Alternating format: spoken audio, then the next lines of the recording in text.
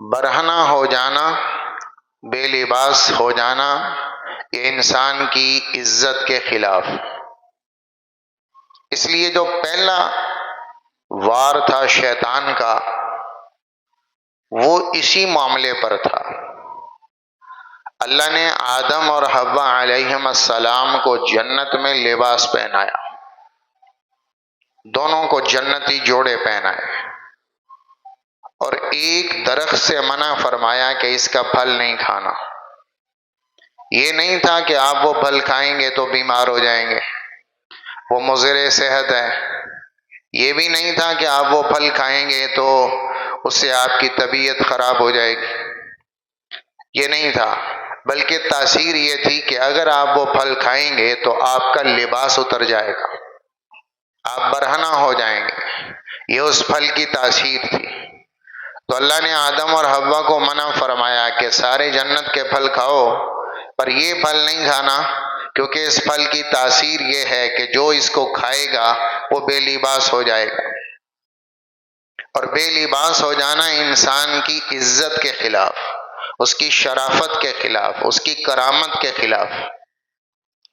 اب شیطان نے جو پہلا وار کیا ہے اما حوا اور آدم پر، جو پہلا وار ہوا انسانیت پر، جو پہلا وار تھا وہ لباس اتارنے کا وار تھا، کہ اس کو بے لباس کرو، اس کو برہنہ کرو۔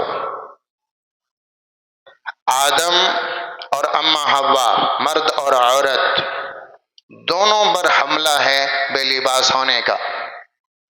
تو شیطان نے قسمیں دے دے کر، خیر خواہ بن کر، اور بہت زیادہ میں وقاسمہما انی لکما لمن الناصحین، قسمیں دیں کہ میں تمہارا خیر خواہ ہوں، میں تمہارے لیے بڑے اچھے جذبے رکھتا ہوں، میں تمہاری فلاح اور بہبود پہ کام کر رہا ہوں، میں تمہیں ترقی دینا چاہتا ہوں۔ هل ادلک علی شجرۃ الخلد وملک لا یبلی، میں تمہیں سدا کی بادشاہت دکھانا چاہتا ہوں، اور میں تمہیں ہمیشہ ہمیشہ کا درخت دکھانا چاہتا ہوں کہ جہاں سے تم کھاؤ گے ہمیشہ جوان رہو گے، کبھی بڑھاپا نہ آئے گا، اور ہمیشہ زندہ رہو گے، کبھی موت نہ آئے گی، اور ہمیشہ جنت میں رہو گے، کبھی یہاں سے نکالے نہ جاؤ گے۔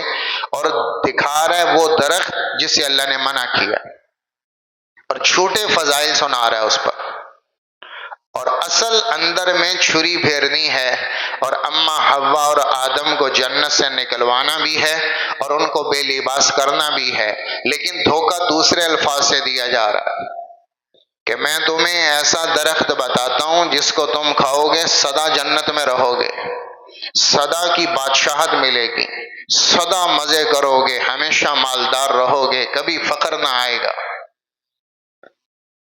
قسمیں دلا دلا کر، جھوٹے وعدے کر کر کر دونوں کا خیال اس درخت پہ لگا دیا، اور اما حوا نے اور آدم نے وہ دانا، وہ درخت نگلا اور کھایا جب، تو دونوں کے لباس اتر گئے۔ بس یہیں تک شیطان نے کرنا تھا، لباس اتر گئے، شیطان بھاگ گیا، وہ وعدے دھرے کے دھرے رہ گئے، وہ قسمیں پڑی کی پڑی رہ گئی۔ بس یہیں تک تھا شیطان کا کام، وہ دانا کھلوانا تھا کہ اللہ کی نافرمانی ہو جائے، اور وہ ہو گئی، اور جیسے ہی نافرمانی ہوئی اس کا نتیجہ نکلا کہ اما حوا بھی برہنہ، آدم بھی برہنہ، جب دونوں بے لباس ہوئے شیطان بھاگ گیا کہ میرا کام ہو گیا۔ کام کیا ہوا کہ مرد کے سامنے عورت کو ننگا کر دیا، عورت کے سامنے مرد کو ننگا کر دی، ایک دوسرے کے آگے ننگا کرنا تھا تاکہ مرد عورت کو برہنہ دیکھے اور عورت مرد کو برہنہ دیکھے۔ بس یہیں تک تھا میرا کام۔ شیطان اپنا وار کر گیا، پہلا وار انسانیت پر بے حیائی کا تھا، اور یہ جنت میں ہوا ہے۔ جنت جیسی جگہ میں شیطان کا پہلا وار ننگا کرنے کا تھا۔ پہلی بے عزتی انسان کی جو شیطان نے کی ہے وہ لباس اتروایا ہے۔ نہ حوا کا لباس رہا نہ آدم کا رہا، دونوں بے لباس ہو گئے۔ تو لباس عزت ہے، بے لباس ہو جانا، برہنہ ہو جانا، یہ ذلت ہے۔ یہ عزت اللہ نے انسان کو عطا فرمائی، باقی کسی جاندار کو نہیں۔ تو اللہ تعالیٰ فرماتے ہیں ہم نے نعمتوں میں ایک نعمت تم پر کی ہے، اور وہ نعمت ہے لباس کی۔ لباس تمہارے لیے نعمت ہے۔ آگے تنبیہ فرمائی، لا یفتننکم الشیطان کما اخرج ابویکم من الجنہ ینزع عنہما لباسہما لیریہما سوآتہما۔ اللہ ابن آدم کی نسل کو کہہ رہے ہیں کہ دیکھنا، خیال کرنا، یہ وہ شیطان تم پر برہنہ ہونے کا حملہ کرے گا لباس کے رستے سے۔ عورت کو برہنہ کرے گا مرد کے آگے، مرد کو برہنہ کرے گا عورت کے آگے۔